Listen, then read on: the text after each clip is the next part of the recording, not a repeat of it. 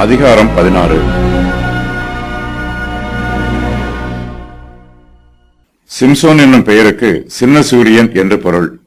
சிம்சோன் என்னும் சூரியன் இதுவரையிலும் பிரகாசமாய் எரிகிறது. மதிய வேளையிலே சூரியன் அதிக பிரகாசமாய் எரிவது போல சிம்சோனுடைய ஜீவியமும் அதிக பிரகாசமாய் இருக்கிறது. சிம்சோன் இஸ்ரவேலை 20 வருஷம் ஆளுகை செய்கிறார். மதிய பொழுதுக்கு பின்பு மாலை பொழுது வரும். அப்போது சூரியனின் பிரகாசம் மங்கி போகும்.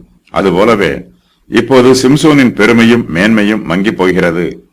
சிம்சோனுடைய ஜீவியம் மாலை பொழுது போல மகிமை மங்கியதாக இருக்கிறது. மாலை பொழுதுக்கு பின்பு சூரியன் மறைந்துவிடும். மாலை பொழுதிலே சூரியனின் பிரகாசம் மங்கினாலும் அது மறையும் வேளை நெருங்கி வந்தாலும் சூரியனின் ஒளிக்கதிர்கள் மேகத்தின் ஊடே பிரகாசமாய் தெரியும். அதுபோலவே சிம்சோனின் மகிமை மங்கி போகும் காலமாய் இருந்தாலும் அவருடைய ஜீவியத்தில் ஒரு சில சம்பவங்கள் அவருடைய மேன்மைக்கு சாட்சியாய் இருக்கிறது. கிறிஸ்துவானவர் மரணத்தை ஜெயித்தார். சிம்சோன் கிறிஸ்துவுக்கு அடையாளமாய் இருக்கிறவர். அவரும் தன்னுடைய மரணத்தின் மூலமாய் அதிக மேன்மை பெற்றார். சிம்சோன் இஸ்ரவேல் தேசத்திலே இஸ்ரவேல் புத்திரரை 20 வருஷம் நியாயம் விசாரிக்கிறார். சிம்சோனுக்கு இஸ்ரவேல் புத்திரர் மத்தியிலே மகிமையும் மேன்மையும் உண்டாயிற்று. இக்காலத்திலோ அல்லது சிம்சோன் இஸ்ரவேலை நியாயம் விசாரித்த 20 வருஷங்களுக்கு பின்போ சிம்சோன் காசாவில் உள்ள ஒரு வேசியினிடத்தில் சிநேகமாயிருக்கிறார்.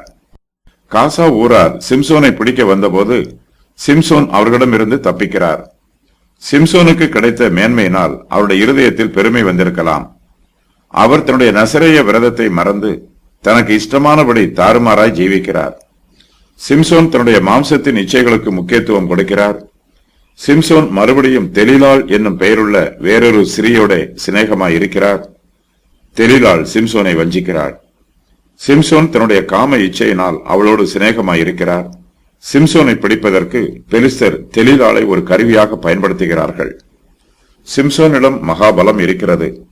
அந்த பலம் சிம்சோனுக்கு எதனால் உண்டாயிருக்கிறது என்பதை கண்டுபிடிக்குமாறு பெலிஸ்தர் தெலீலாளுக்கு சொல்லுகிறார்கள்.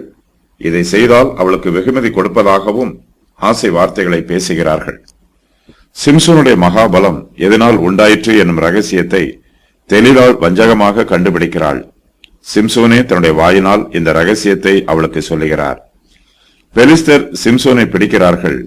சிம்சோனுடைய கண்களை பிடுங்கி அவரை காசாவுக்கு கொண்டு போகிறார்கள். சிம்சோன் சிறைச்சாலையிலே மாவரைத்துக் கொண்டிருக்கிறார். சிம்சோனும் பெலிஸ்தரும் ஒரு வீட்டில் இருக்கிறார்கள். அப்போது சிம்சோன் அந்த வீட்டின் தூண்களை பலமாய் சாய்க்கிறார். வீடு இடிந்து விழுகிறது. அப்போது அந்த வீட்டில் இருந்த பெலிஸ்தரும் சிம்சோனும் மடிந்து போகிறார்கள்.